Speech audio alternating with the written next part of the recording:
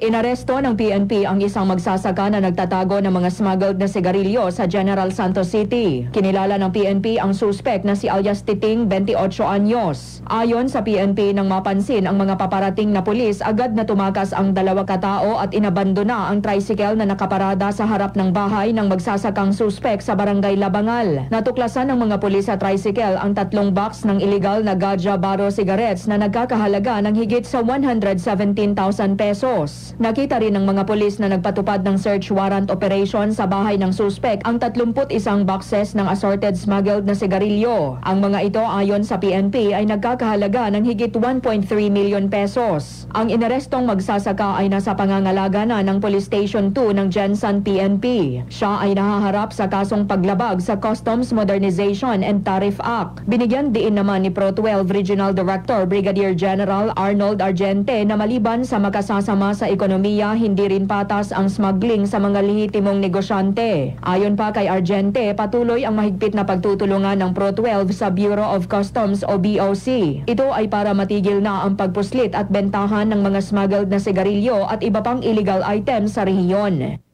Kimberly Bandoy, NTBC, Bida Balita.